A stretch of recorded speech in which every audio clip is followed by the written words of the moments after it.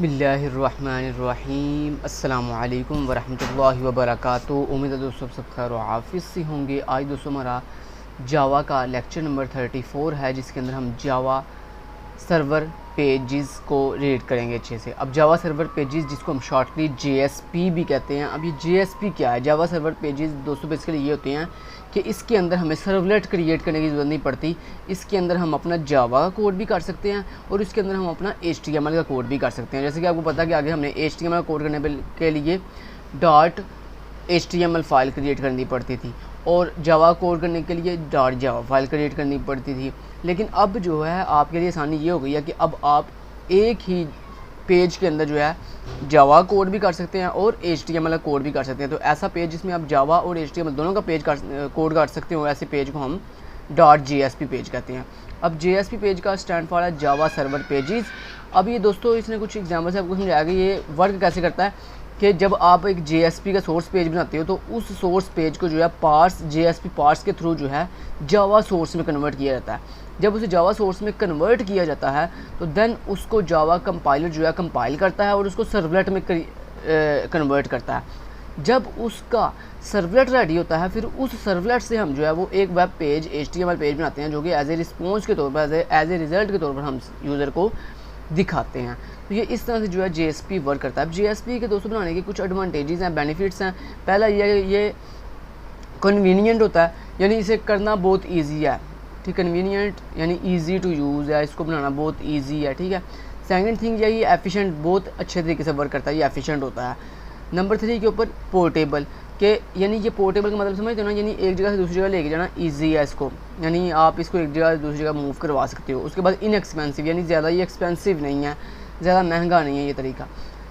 तो ये इसके कुछ बेनिफिट्स आ जाते हैं। अब उसके बाद उसने कुछ JSP और सर्वलेट के थ्रू आपको जो है वो समझाने की कोशिश की है कि अगर आप JSP में कोड करते हो और फिर आप सर्वलेट में कोड करते हो तो सर्वलेट में कोड करना थोड़ा मुश्किल है, JSP में कोड थोड़ा जो है वो बहुत ही ईजी है, बहुत क्या है, ईजी है। अब मान लो मैं आपको एक एग्जांपल करवाता हूँ। जैसे इन्होंने एग्जांपल किया कि आपने करंट डेट जो है ना, आज की जो भी करंट डेट है वो स्क्रीन पर डिस्प्ले करनी है, सर्वलेट के थ्रू भी और JSP के थ्रू भी। अब दोस्तों JSP और सर्वलेट कैसे बनाते हैं वो बता देता हूँ। मान लो आपने जो है पहले करते हो सर्वलेट के थ्रू, तो आप इस सोर्स पैकेज में आते हो, व्यू में आते हो और यहाँ पे ये जो है ना आपने ये मान लो आपने यहाँ से रिमूव कर दिया, कुछ इस तरह से आपने इन सारी फाइल्स को जो है यहाँ से डिलीट कर दिया। अब आपने क्या किया, आपने यहाँ पे एक सर्वलेट क्रिएट किया। न्यू पे जाके आपने एक सर्वलेट रेडी करने के लिए आपने सर्वलेट के ऊपर क्लिक किया, इसका नाम रख लिया माई सर्वलेट। ठीक है, माई सर्वलेट इसका नाम रखने के बाद आपने नेक्स्ट के ऊपर क्लिक किया, यहाँ से ऐड टू डिस्क्रिप्टर कर लिया और इसका URL पैटर्न आपने रख लिया माई सर्वलेट। ठीक है, ये आपका URL पैटर्न है जिसके थ्रू आप इसको कॉल करोगे, तो माई सर्वलेट। ओके जी, उसके बाद आपने इसको फिनिश कर दिया तो ये बन गया आपका एक पेज सर्वलेट का। अब इस सर्वलेट के अंदर दोस्तों वहाँ आपने इस जगह पे ना, जहाँ पे ये लिखा हुआ है इस जगह पे आपने जो है H1 हेडिंग के अंदर ही आपने डेट डिस्प्ले कर दी। तो यहाँ पे जहाँ पे ये डिस्प्ले करा डेट, तो यहाँ पे मान लो आपने डेट डिस्प्ले करने के लिए आपने क्या दिया, न्यू डेट, न्यू डेट। ठीक है। अब ये न्यू डेट जो है वो एक दोस्तों बेसिकली आपका एक फंक्शन है जो कि किस में डिफ़ाइन होता है, ये डिफ़ाइन होता है आपके एक पैकेज के अंदर जिसका नाम है import java.util.static। ठीक है, इसमें आपने इसको ऐड कर लिया। जैसे आपने ऐड किया देखो ये न्यू डेट आ गया। अब यहाँ पे आपने एक हेडिंग के अंदर एक कमेंट पास कर दिया, आपने कहा टू डे डेट। ठीक है, ये आपने लिख दिया। अब दोस्तों मैं इसको रन करके आपको दिखाता हूँ। तो ये मैं सर्वलेट के थ्रू करके दिखाया आपको। अब इसका .xml फाइल के अंदर आपने इसको बाय डिफ़ॉल्ट कर दिया हुआ है, तो बस आप इसको रन कर लो। तो आपने मान लो इसको रन करने के लिए आपने रन के बटन पर क्लिक किया, तो ये सर्वलेट के थ्रू मैंने आपको पहले रेडी करना सिखाया। तो ये सर्वलेट आपने पहले भी, आपको पता है सर्वलेट क्या होता है, सर्वलेट के थ्रू आपने पहले भी कोड करना सीखा हुआ है। ये जस्ट मैं आपको इसके बाद JSP के थ्रू करूँगा कि देखो सर्वलेट में कितना ज़्यादा कोड है। यही काम अगर हम JSP के थ्रू करेंगे तो बहुत ईजी होगा। ये काम मैं ओके करता हूँ। यहाँ से आप आ जाओ, आपका यूआरएल पैटर्न क्या था, माय सर्वलेट, एंटर हिट किया और ये देखो टुडे डेट और ये देखो आज के दिन की डेट कंप्लीट आ गई है। समझ रहे हो बात? तो ये है सर्वलेट के थ्रू। अब चलते हैं और जीएसपी के थ्रू करना सिखाता हूँ आपको। तो सर्वलेट के थ्रू करना आपको आ गया। अब इसको रिमूव किया। अब आपने जीएसपी कहाँ बनाते हो, जहाँ ये वेब पेजेस के अंदर जहाँ पे आप अपना ये एचटीएमएल पेज बनाते हो ना, यहाँ पे बेसिकली हम अपना जीएसपी पेज बनाते हैं। तो आप मान लो इसको आप डिलीट कर दो, इस पेज को आप डिलीट कर दो और यहाँ भी जीएसपी पेज बना लो। तो यहाँ पे आपने राइट क्लिक किया, न्यू के ऊपर गए और यहाँ पे एक जीएसपी पेज बना लिया आपने। इसका नाम रख लिया आपने, मान लो इंडेक्स पेज रख लिया इसका नाम और फिनिश बटन के ऊपर क्लिक कर दिया आपने। ठीक है, तो ये बन गया आपका कि जीएसपी पेज। समझ रही बात? ओके। अब जीएसपी तो दोस्तों पेज कैसे बनाते हैं, जीएसपी पेज के अंदर ना कुछ टैग्स होते हैं, कुछ चीज़ों को ऐड करने के कुछ टैग्स होते हैं। पहले आप ये सीख लो सिंपल जीएसपी, फिर उसके बाद आप चलो इस यहाँ पे लिख दो जीएसपी पेज। अब यहाँ पे दोस्तों करते वर्क कैसे हैं कि मैं आपको अभी टैग समझाऊंगा कि ये टैग कैसे वर्क करता है। अब यहाँ पे आपने एक मार्ड का साइन लगाना है, उसके बाद आपने इक्वल का साइन लगाना है और आपने ये मार्ड बंद कर देना है। ये बेसिकली का जीएसपी के अंदर ना एक टैग होता है, इसको कहते हैं एक्सप्रेशन टैग। अब ये एक्सप्रेशन टैग क्या होता है ये इंशाल्लाह मैं आपको अभी बताऊँगा। अब एक्सप्रेशन टैग के अंदर आपने क्या कर दिया, आपने एक्सप्रेशन टैग के अंदर पहले एक्सप्रेशन टैग से पहले आप जो है यहाँ पे अगर हेडिंग आपने डिस्प्ले करनी है तो आप हेडिंग जो है डायरेक्ट डिस्प्ले कर सकते हो। मान लो यहाँ पे आपने इस जगह पे एक H1 हेडिंग डिस्प्ले कर दी जिसमें आपने लिख दिया, मान लो आपने यहाँ पे लिख दिया, इसको यहाँ से कट किया आपने। ठीक है, एक्सप्रेशन बेसिकली टैग हम क्यों यूज़ करते हैं, एक्सप्रेशन टैग हम यूज़ करते हैं कोई भी अगर आपने आउटपुट डिस्प्ले करनी हो ना उसके लिए। तो आपने यहाँ पे कह दिया टुडे डेट, ठीक है, और यहाँ पे आपने कर दिया टुडे डेट आपने डिस्प्ले करने के लिए आपने यहाँ पे लिख दिया न्यू डेट। ठीक है, अब ये न्यू डेट क्या, ये एक फंक्शन है, ये एक फंक्शन है। अब इस फंक्शन को ये देखो, ये न्यू डेट एक फंक्शन है, इस फंक्शन को इंपोर्ट करने के लिए आपको इंपोर्ट करना पड़ता है। अब इंपोर्ट करने के लिए दोस्तों आपके पास यहाँ पे एक टैग होता है, इसको हम कहते हैं पेज टैग। अब यहाँ पे ये पेज टैग आपने ऐड कर लेना। तो ये पेज टैग ऐड करने के लिए आपने यहाँ पे लिख देना इंपोर्ट इक्वल टू। दोस्तों अगर आपने पहले से बनाए जो जावा के बिल्ट इन पैकेजेस हैं उनको इंपोर्ट करने के लिए ना जीएसपी के अंदर हम इस तरह लगाते हैं, हम लगाते हैं लेस देन, आगे मॉड, आगे एट द रेट और उसके बाद लिखते हैं पेज। ये पेज लिखने के बाद उसके बाद फिर हम लगाते हैं इंपोर्ट इक्वल टू। इसके अंदर आप बताओगे जो भी आपने पैकेज इंपोर्ट करना, तो आपने लिखा java.util.static।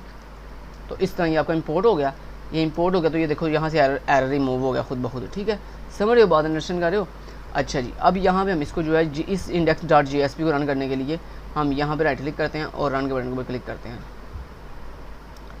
और इसको मैंने बंद कर दिया। इसको मैंने एक दफ़ा रिफ़्रेश किया, जब मैंने रिफ़्रेश किया इसको एक दफ़ा तो ये देखो टुडे डेट और ये देखो डेट आ रही है और ये index.jsp बेसिकली अब चल गया। तो देखो वही काम जो आप सर्वलेट के थ्रू इतना लंबा कर रहे थे, अब वही काम दोस्तों देखो एक लाइन के साथ JSP ने कर दिया है। देखो JSP का कोड कितना स्मॉल है, ये देखो सिंपल। और फ़ायदा क्या इसका, फ़ायदा ये भी है इसमें देखो सिंपली HTML भी इंक्लूड हो रही है और आपकी जावा का कोड भी आप इंक्लूड कर सकते हो। तो ये देखो कितना स्मार्ट कोड कर दिया। तो ये फ़ायदा था दोस्तों JSP का। अब चलते हैं हम और देखते हैं नेक्स्ट हमारे पास। ये मैंने आपको बेसिक JSP बनाना सिखा दिया। अब JSP के अंदर ये जो टैग्स हैं ये कैसे मुझे कैसे पता लगे यहाँ पे ये वाला टैग आना है, तो उसके लिए मैं आपको सिखाता हूँ कि यहाँ पे JSP में कुछ इंग्रेडिएंट होते हैं जो आपको याद करने पड़ेंगे।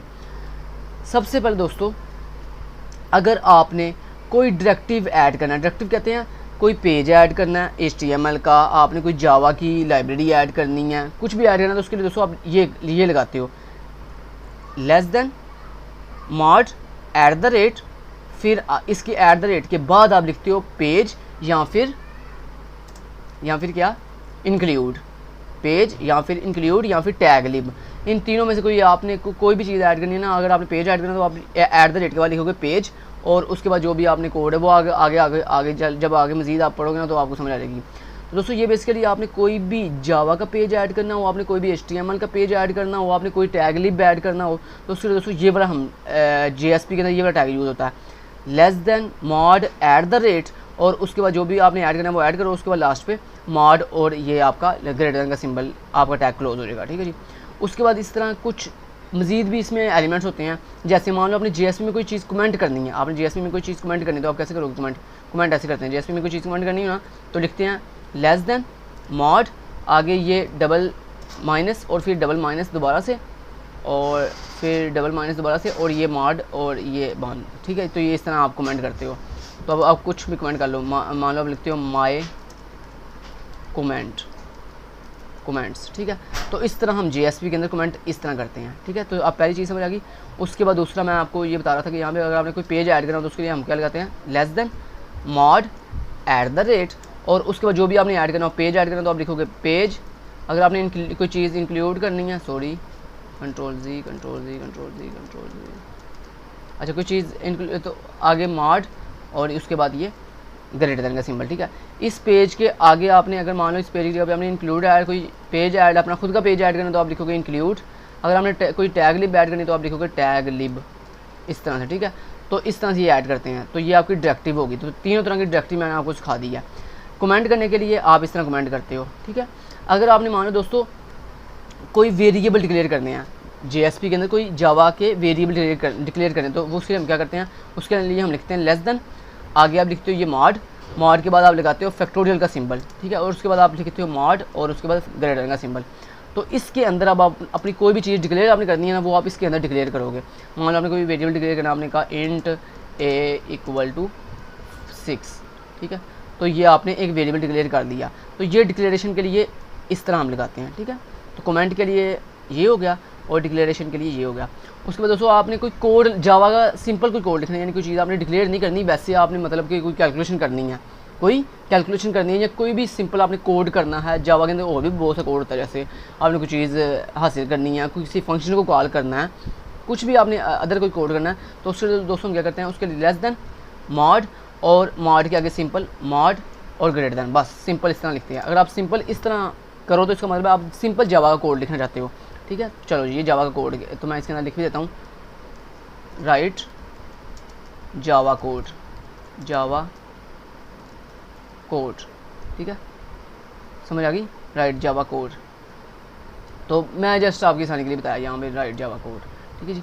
उसके बाद दोस्तों मान लो आपने अगर कोई चीज़ डिस्प्ले करनी है जावा के अंदर, कोई चीज़ स्क्रीन पर डिस्प्ले करनी है तो उसके लिए हम JSP में लगा के टैग लगाते हैं। उसके लिए बात है हमारे पास होता है लेस देन, आगे होता है मॉड के आगे होता है जनाब मॉड के आगे होता है इस तरह इक्वल का साइन लगा के उसके बाद मॉड और उसके बाद ग्रेटर देन का सिंबल। तो इसे हम कहते हैं एक्सप्रेशन टैग। इसको क्या कहते हैं एक्सप्रेशन टैग। इसके अंदर आप कोई भी चीज़ डिस्प्ले कर सकते हो। जैसे मान लो आपने कह दिया रेज डिस्प्ले कर दो।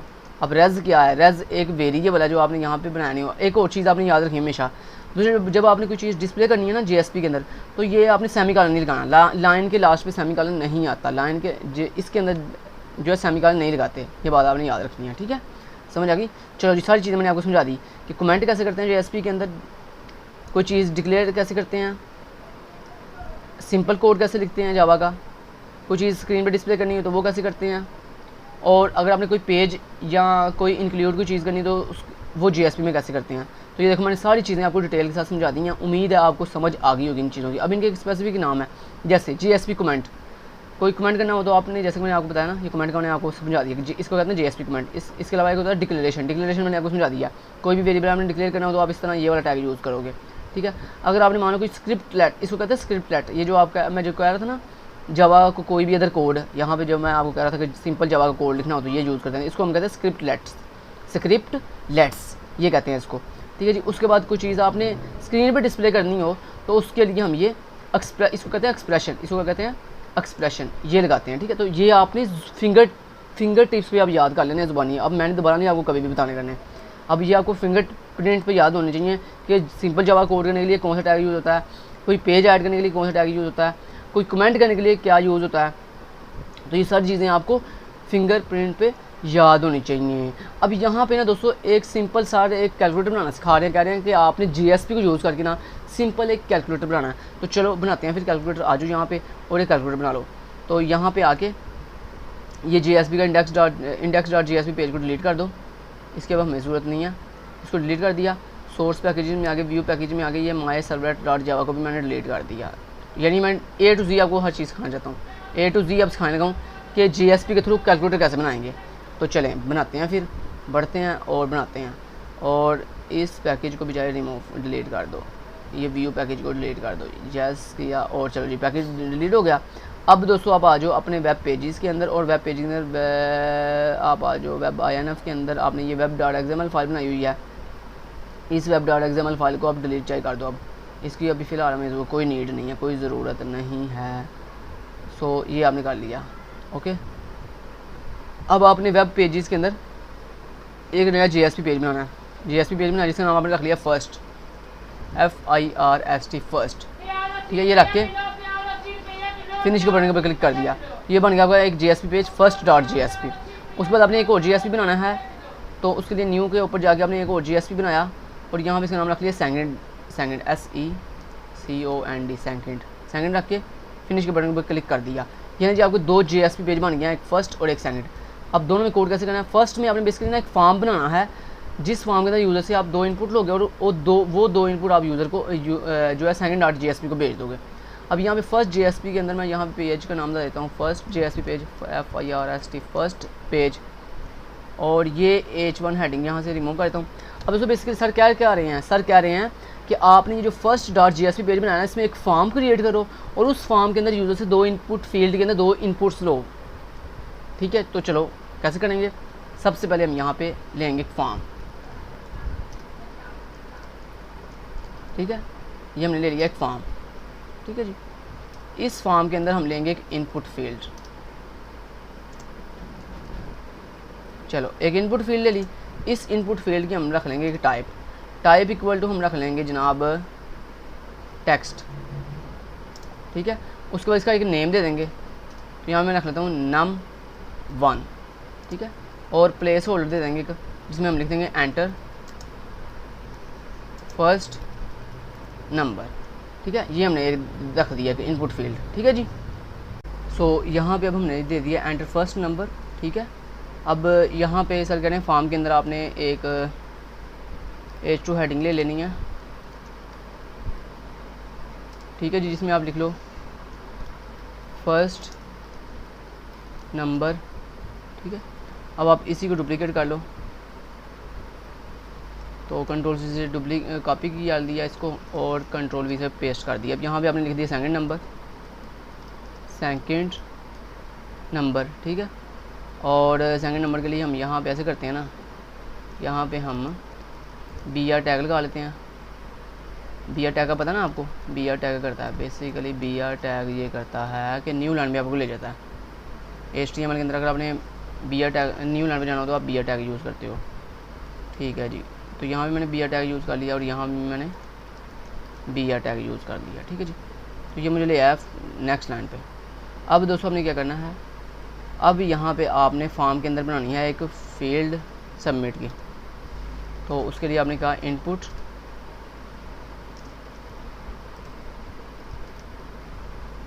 Input type equal to submit और वैल्यू इक्वल टू सम आपने कर लिया, ठीक है जी।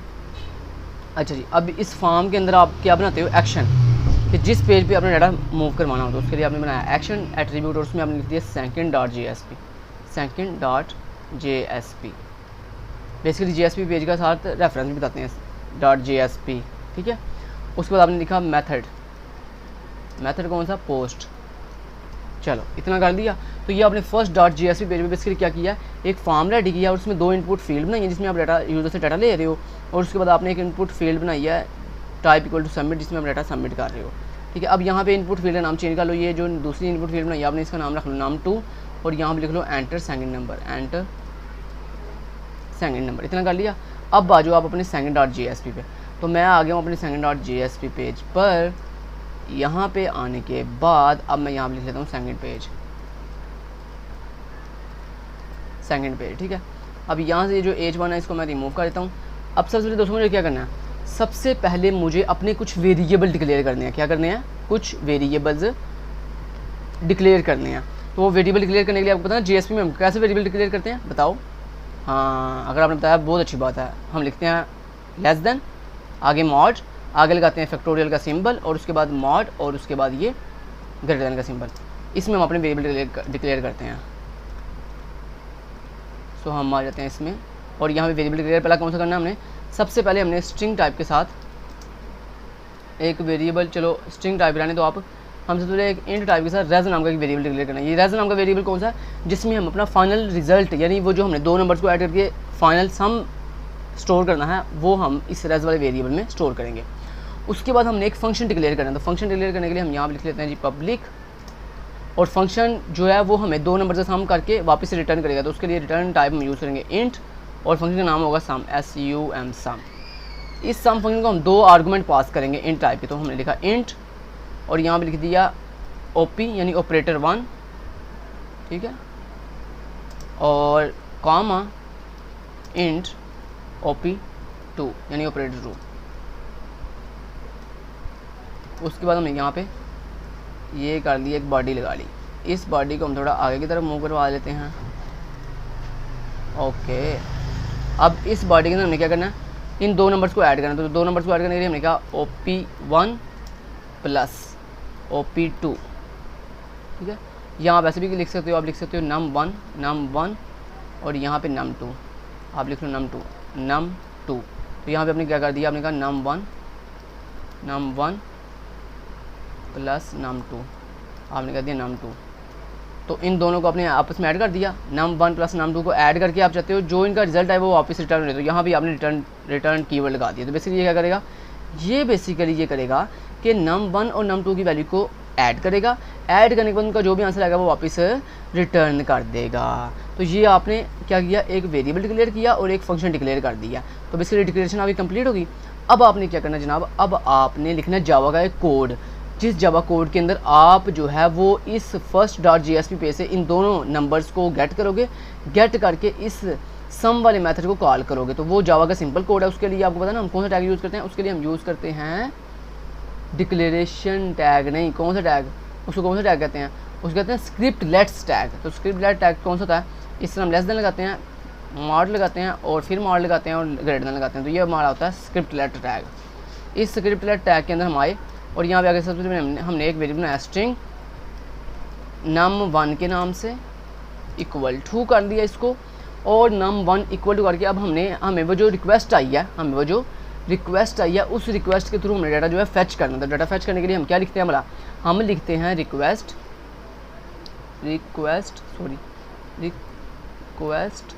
डॉट गेट पैरामीटर, ठीक है, डॉट गेट पैरामीटर, और गेट पैरामीटर के अंदर डबल कोट्स के अंदर हम बताते हैं अपनी इनपुट फील्ड का नाम, उस इनपुट फील्ड का नाम जिसका हमने डाटा फेच करना है। तो हमने डाटा फेच करना है पहले इसका, ये num1 का, इसका नेम क्या जी num1। तो यही सेम आपने नाम यहाँ पे लिख देना। तो हमने कह दिया num1, ठीक है।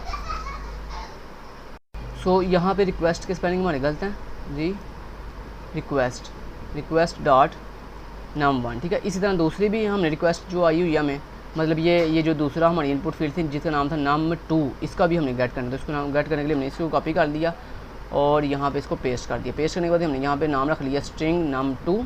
बेसिकली जो आपको वहाँ से वैल्यू मिल रही है ना वो स्ट्रिंग टाइप के अंदर है। तो आपने यहाँ लिख दिया num2, ठीक है। डाटा मिल गया आपको। डाटा मिलने के बाद अब आपने पहले क्या करना है, ये जो आपको num1 और num2 मिली है ये बेसिकली स्ट्रिंग टाइप के अंदर यानी टेक्स्ट टाइप के अंदर, स्ट्रिंग टाइप के अंदर, इसको आपने इंट में कन्वर्ट करना था। इंट में कन्वर्ट करने के लिए आपने लिखा इंट और आपने लिख दिया n1 यानी num1 के लिए n1 इक्वल टू, और आपने आपको पता ना टेक्स्ट स्ट्रिंग टाइप को कन्वर्ट करने के लिए हम लिखते हैं इंटीजर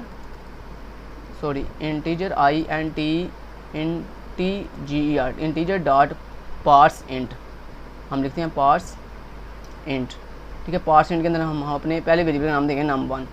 तो num1 लो जी, तो हमने num1 को कन्वर्ट कर दिया। अब हम num2 को भी कन्वर्ट करना, तो उसके लिए हमने यहाँ पे इसी को डुप्लीकेट कर दिया और यहाँ पे वेरिएबल का नाम दे दिया इंट n2 और इंटीजर डॉट पार्स num2। तो num1 और num2 को हमने इंटीजर में कन्वर्ट कर लिया। अब इंटीजर में कन्वर्ट करने के बाद हमारे पास वैल्यूज़ आ गई हैं n1 और n2 में। अब इस n1 और n2 की वैल्यू को हमने किसको पास करना है, इस अपने सम वाले मेथड को, ताकि ये इन दोनों की वैल्यूज़ को ऐड करके हमें वापस फाइनल आंसर रिटर्न कर सके। तो हमने सिंपल क्या कह दिया, हमने कहा कि जो तुम्हारे पास सम फंक्शन है SUM सम, उस फंक्शन को कॉल किया और उसको n1, n2 दोनों वैल्यूज़ भिजवा दी।